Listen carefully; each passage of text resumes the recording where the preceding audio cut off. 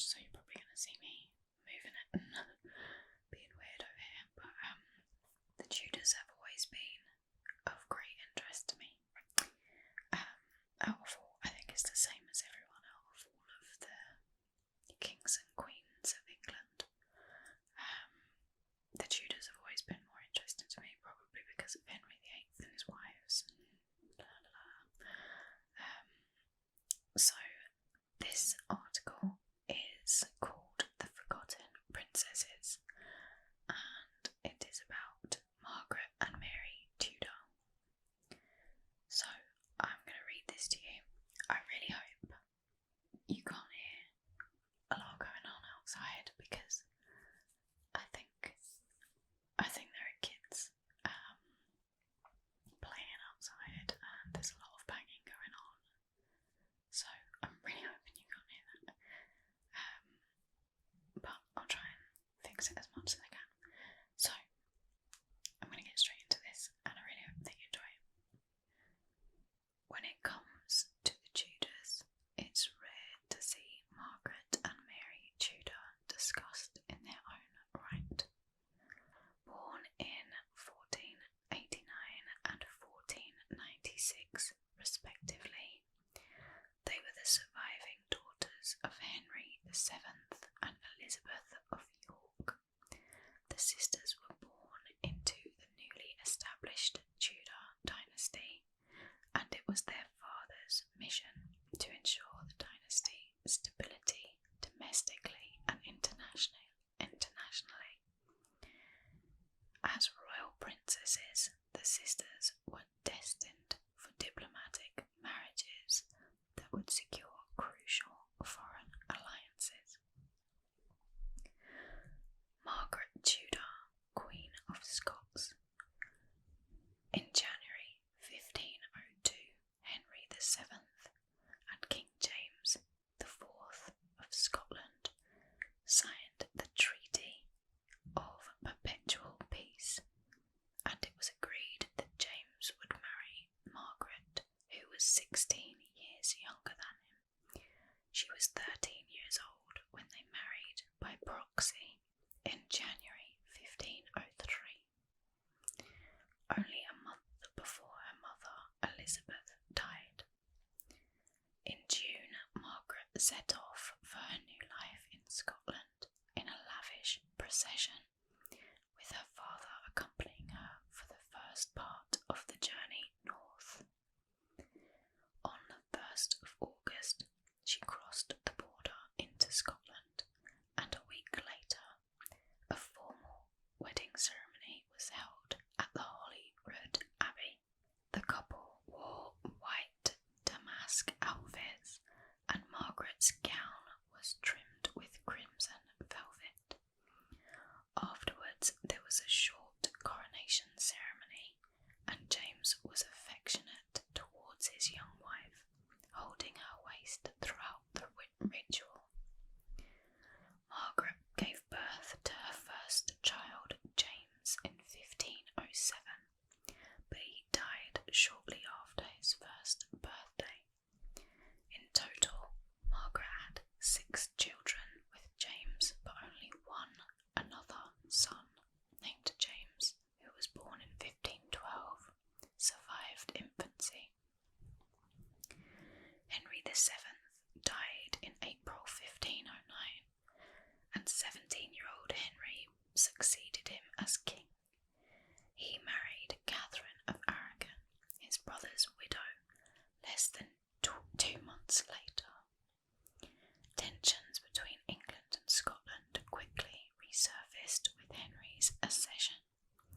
Margaret herself was furious with Henry when he refused to give her the money that had been left to her in her brother's and father's wills.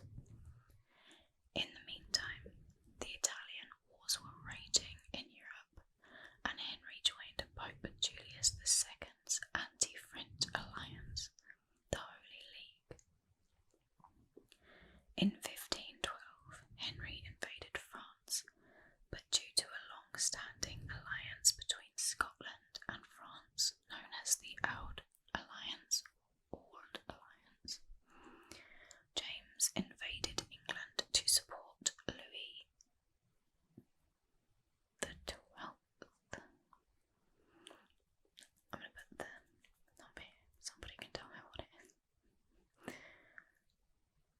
French king in 1513. The Treaty of Perpetual Peace was broken and Margaret's husband and brother were officially at war. However, James's invasion was a disaster for Scotland. Thousands of Scottish noblemen were slaughtered and James himself was slain at the Battle of Flodden on the 9th of September 1513. His bloody coat was handed to Catherine, who was acting as regent in England while Henry was away in France. Margaret was 23 years old and pregnant when James was killed. Her husband's will stipulated that she should serve as regent for their 17-month-old son, James, as long as she remained a widow. The infant king was crowned King James V on the 21st of September at Stirling Castle. Margaret's role as regent was confirmed, but she was in a precarious position. She was both a woman holding power in a patriarchal society and the English king's sister, and there were those at court who feared she would be heavily influenced by her brother. Margaret's opponents wanted the Duke of Albany, the late king's cousin, to be regent. Albany had spent his entire life at the French court, and he would support the old alliance over England. Initially, Margaret managed the regency well, and peace was reached between England, Scotland, and France.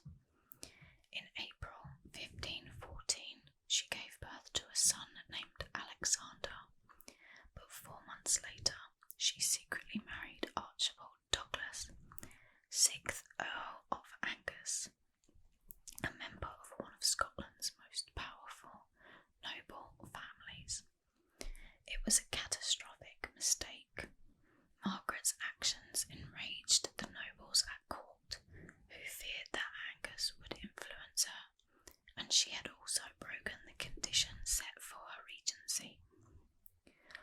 Margaret's decision to marry Angus remains a mystery, but it has been speculated that she felt she needed male protection because of her enemies at court. Regardless of her reasons for remarrying, Margaret's decision sparked fresh feuding at court.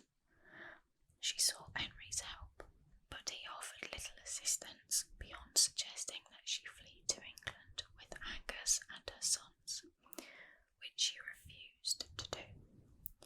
In less than a month, Margaret was removed from the regency and replaced by Albany. She was then forced to flee to Stirling Castle with her sons after the Privy Council decided she would no longer have custody of them. In 1515, Albany arrived from France and besieged the castle, forcing Margaret to hand over her sons. Her property and revenue were confiscated, and Margaret fled to England while pregnant with Angus's child, giving birth to Margaret Douglas of Northumberland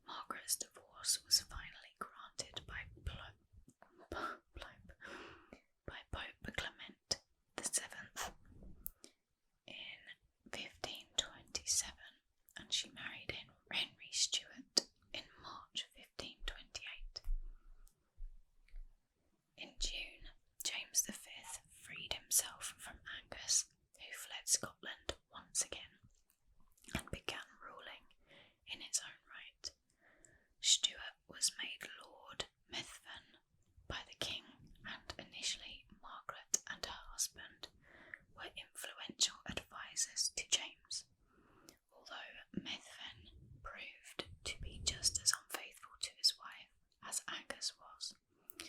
This woman clearly had no taste in men. As James grew older, however, Margaret's influence declined and she was increasingly sidelined by her son.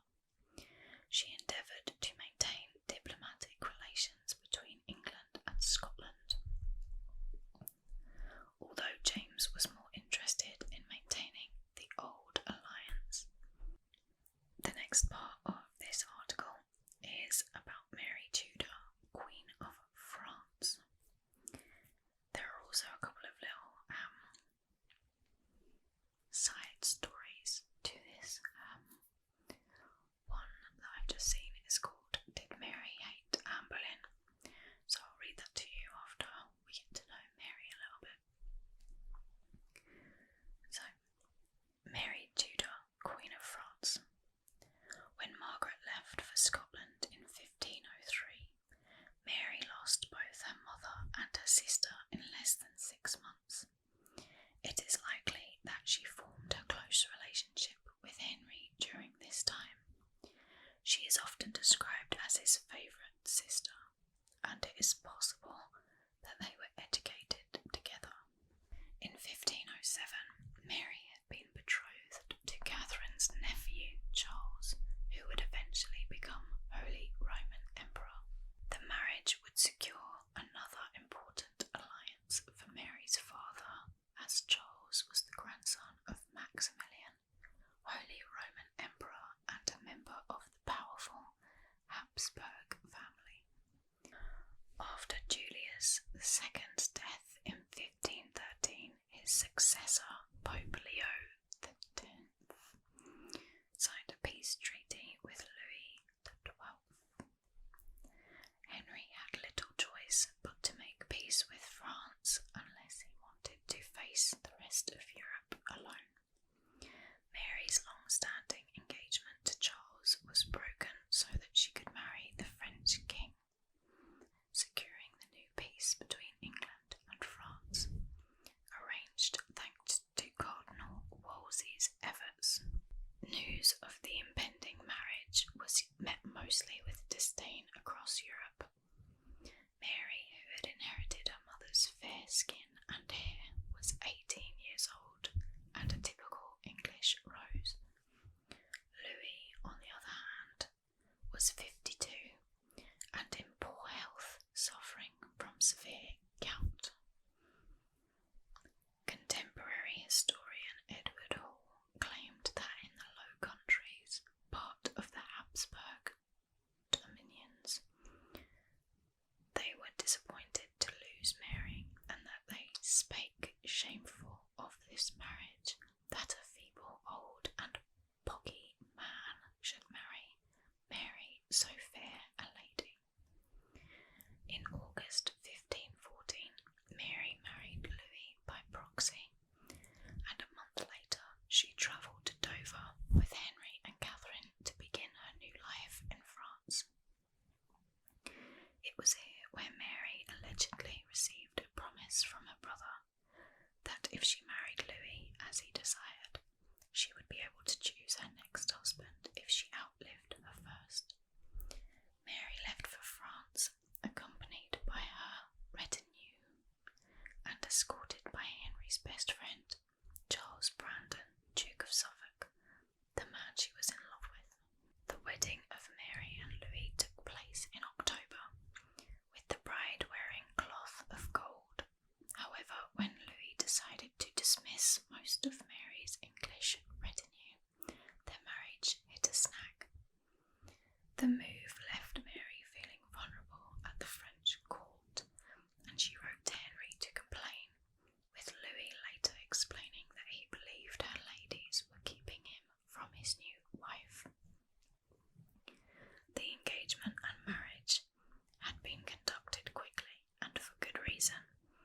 Louis was considerably older than his bride, and he also had failed to produce a son, so his throne was set to be inherited by his son-in-law and nearest male relative, Francis of Angoulême.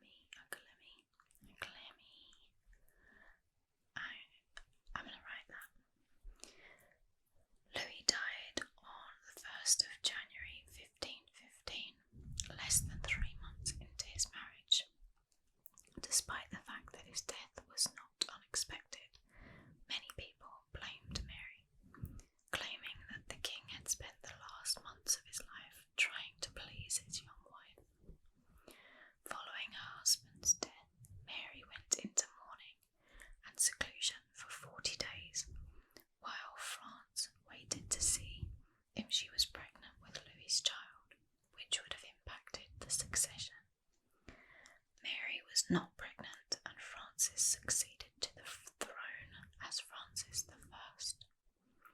Henry dispatched Charles Brandon to France again to bring his sister home. She was still a young and highly desirable bride, and Henry wanted to ensure that they kept the wealth that Mary had acquired during her brief reign as queen.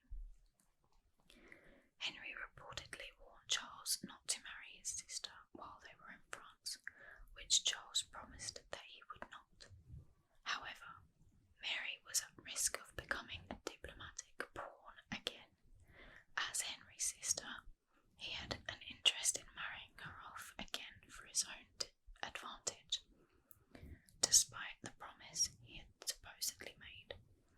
Yet, as the Dowager Queen of France, Francis also had a vested interest in Mary's marriage prospects, because he could possibly have benefited from her remarriage.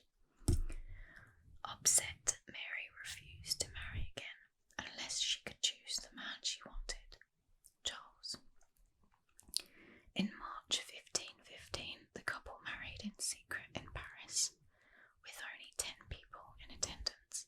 This included King Francis, who had been persuaded to support the marriage by Charles, and who likely supported the couple because it prevented Henry from gaining a diplomatic advantage by marrying Mary off again. Henry was humiliated by Mary and Charles's secret wedding.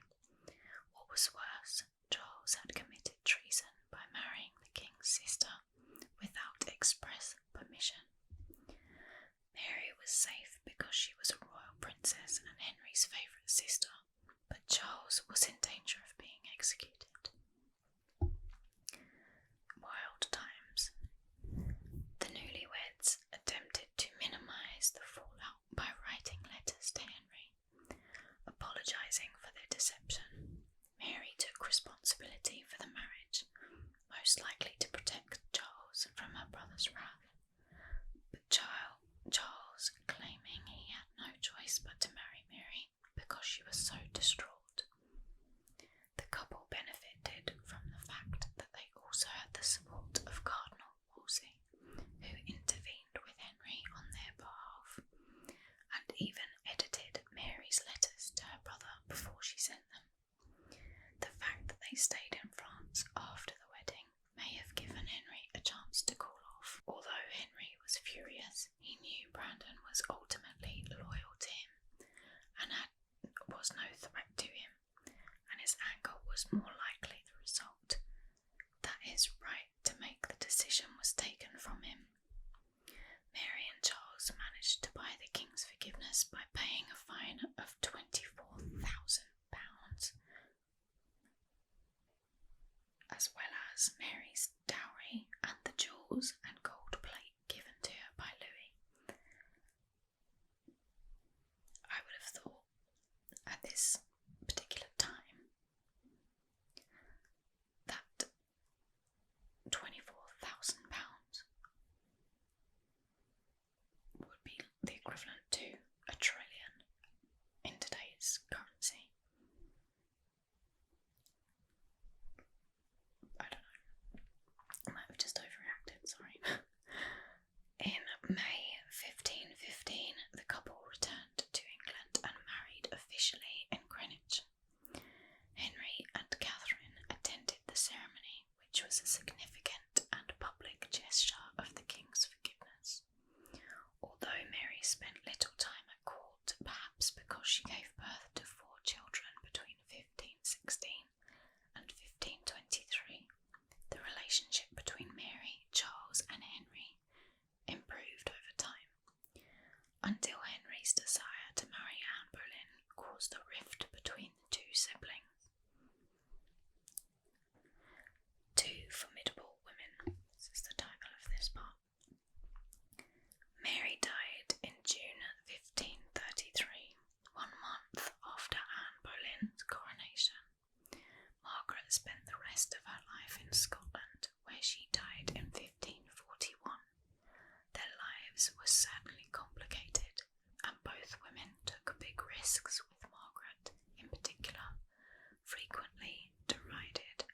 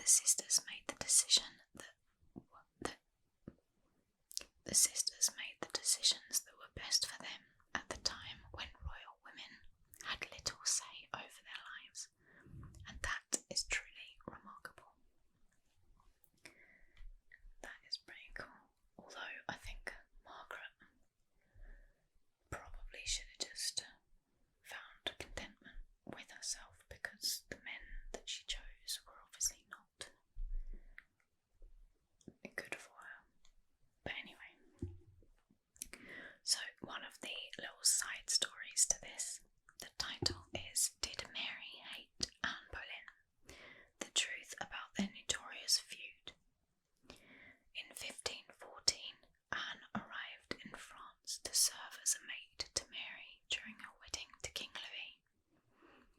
When Louis dismissed the majority of Mary's retinue the next day, Anne was one of the few ladies who was permitted to stay. However, she was 5 years younger than Mary and lower in status, so it is unlikely that they would have been close. Anne stayed in France for the next 7 years after Mary returned to England following her marriage to Charles. When Anne arrived in England in 1522, the two women would meet again, this time in a pageant where Anne famously played the role of perseverance and Mary played the role of beauty. During the late 1520s, Mary found herself at odds with Henry, who was pursuing a divorce from Catherine in order to marry Anne. Mary was enraged, and in 1529 she left the court in protest, refusing to accept Anne as anything more than a mistress.